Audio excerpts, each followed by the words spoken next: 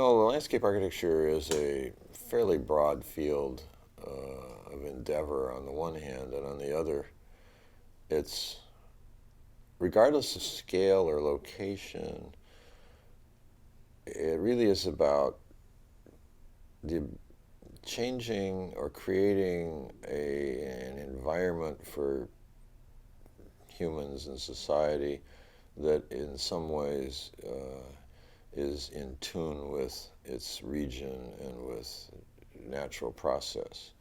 And in order to do that, one needs to acquire certain insight and skills and sympathy and understanding, if not total control and knowledge. And in order to do that well, you have to know something about the world. And you have to know something about natural process, and you have to know something about people. And you have to also understand what's going on in society, where has it been, where is it, where might it go. So the field, to be successful in the field, I think one has to think a lot. You have to be reflective. Can't just be intuitively responsive. And I think being somewhat literate is very helpful. And I think one of the most amazing ways to learn about the world is to wander around in it and actually do drawings, to draw it. Because drawing it makes you look at it, sit still, and while you're looking at it, you don't just think about your next meal or what you're going to do tomorrow. You also kind of think about what's in front of you and what makes it tick, how, the color, the season, whatever. You think. The mind runs around. I've described it. It's like when you stop the car and let the dog out. The mind runs around in circles. But it does a lot of things while you're drawing, one of which is think. And so drawing is interesting. Now, the thing about a pencil or a pen is that they're very portable and they're very light. You can stick them in your pocket. You don't need power. The battery doesn't die. And you can draw on a plane. You can draw on a train. You can draw, in your bedroom. You can draw wherever. Because laptops are smaller and the phones are kind of cute and small, and we're making it so you can do things on little pads with your fingertips and everything. But it doesn't have the textural, physical, sensual response that actually making a drawing has. The other thing is, to draw, one has to develop a spatial sensibility. And you end up having to be able to imagine what a thing looks like and what it looks like as you from the other side, and then you should be able to draw it from the other side. And so there is this thing about drawing that is related to a spatial visual imagination. So I found at Penn, we have as many computers there as anywhere and fewer drafting boards and all that stuff. But I teach a drawing course, and the students have had 3 courses in computer visualization and all that stuff. But by the end of their period at Penn, quite often many of them flock to my drawing course, and I have all these people want to have a drawing course before they leave. I don't think it's just because they know they're going to get an easy grade with me, which that may be nice, a nice thing to do on the way out. Got this one class is low stress, and it's kind of fun, and we get to see slides, we get to draw, we get to go, and when the weather gets good, we go sit in the botany garden or something for 3 hours on a Monday morning. There's something in that, but the reason they come, and something I tell them, which I firmly believe, is that if you want to make decent visualizations with a computer, you better learn how to draw, because it's going to tell you what are the measures by which you judge and evaluate visual imagery. It'll help you understand why that computer rendering doesn't look right. There's something wrong with it. Well, it's because, and then there are these series of things that have to do with it's out of perspective, or that there's a scale problem, or there's a texture problem, or where's the sun? There's all too much detail in the distance. It's flattened it out and turned it into a collage. When I can explain to them what's wrong with their computer drawings quite often, And if they could learn to draw, they would be able to self-criticize them. So I argue that those who make the most beautiful computer drawings probably can make the best hand drawings, and those who make the best hand drawings probably do the best computer drawings. Tends to be the case. It has been for quite a few years and will continue. So because it's a visual product that is about presenting certain kinds of information. We love certain kinds of collages for all kinds of reasons, but we hate them if they're supposed to be about verisimilitude. And there's different ways of drawing. I argue, and the way we use drawing here in the office is that we use it to explore and study things, to figure out what something looks like, how it feels, what it means, what the plans we're doing actually will lead to. So they're not, most of the students, the only time they actually do perspective is when they're trying to use them for persuasion. They're trying to sell something. Well, that's a terrible waste because it's very time-consuming and sometimes quite ineffective because some of those things scare the bejesus out of people. And as Cindy said there's a young man in the office yesterday, and Cindy and I were talking to him, and he was asking, well, what is it that when you look at things, you know that they will make a good or a bad place when you look at a perspective? How do you know? And I immediately said experience, and Cindy said, yeah, it's experience. And he said, oh, okay, thanks. But so then we said, so after we described several things about, it has to do with learning the relationship between drawn images and things that got built, and there's a feedback loop of what I drew versus what I see in the field. Oh, I see, that's what that means.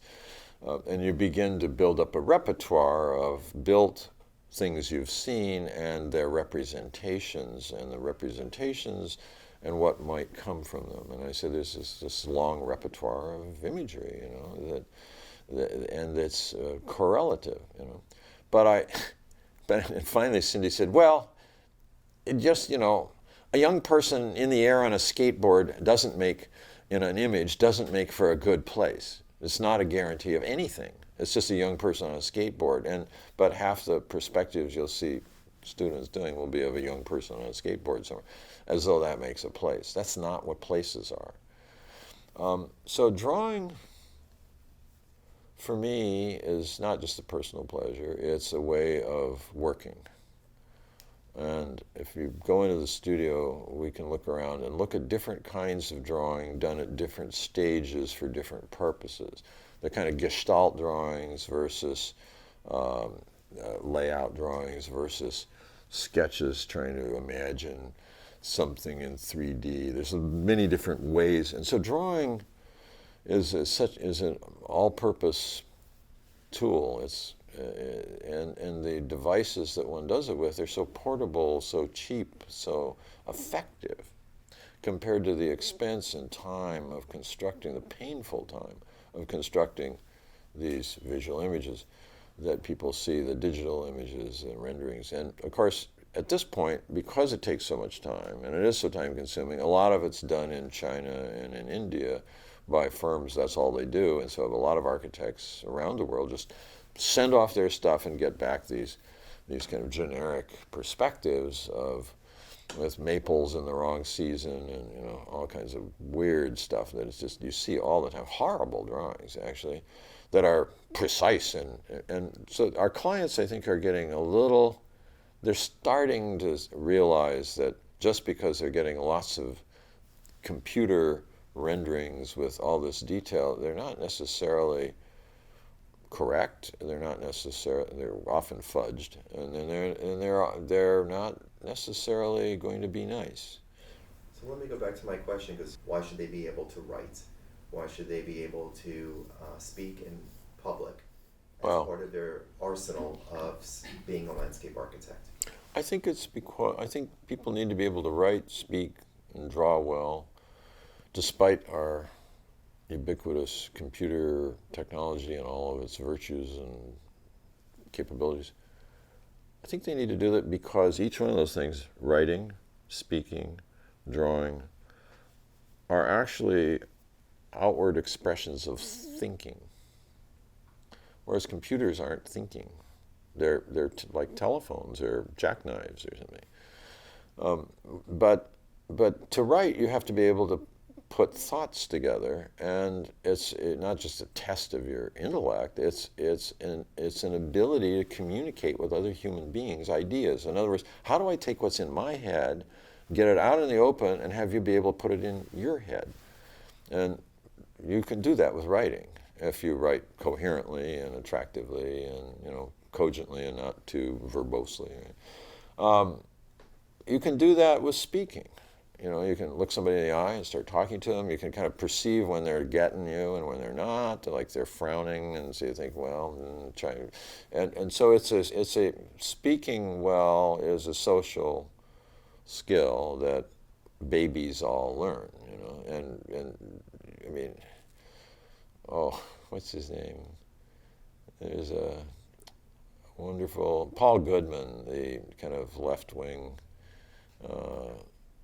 a beautiful liberal thinker and social philosopher, at one point wrote a kind of a desperate article in the New York Review of Books about the education system in New York City. It was just like everybody was kind of at their wits' end, which they still are, but this was like 30 years ago. And I remember one of the things he said was that by the age of 4 or 5, every human being around the world has learned a language, and they have the perfect diction, accent, syllabi, etc. They've got all the stuff they need to be able to belong to their social group, and they speak perfectly. And then they go off to school where they do or don't learn to read. But he said, if we learn to speak the way we teach everything else in our school system, an hour or two now and then interrupted by bells and people shouting at you, and then he said we'd be a nation of stutterers. But he said the good news is everybody learns to speak before they get to school. Well, everyone does learn to speak before they get to school, but some people have to work harder at how to talk to others, not just to persuade them to do something, but to interact and to find out what their will and their mood and their needs are so that they might be more responsive. And that takes some effort usually. And people who are good at it probably have worked at it the way babies learn at speaking. They probably have spent some time trying to get better at it. And drawing, I think, is the same. Drawing can be used, to be able to sit in front of a client and say, oh, you mean this? And they're saying, well, actually a little more. And you say, they're like this. And they say, yeah, the drawing in front of a client is one of the most captivating and engaging things you can ever do. And they love it. They just love it.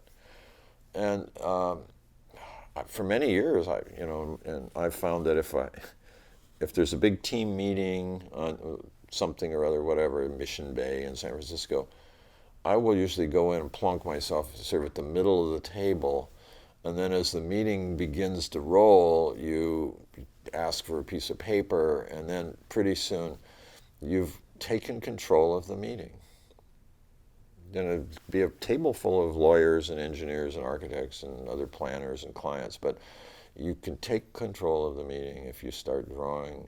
And if you draw over the plan and say, oh, well, then what you're saying is this, and you do things, and that's the power of the pencil. It's very powerful.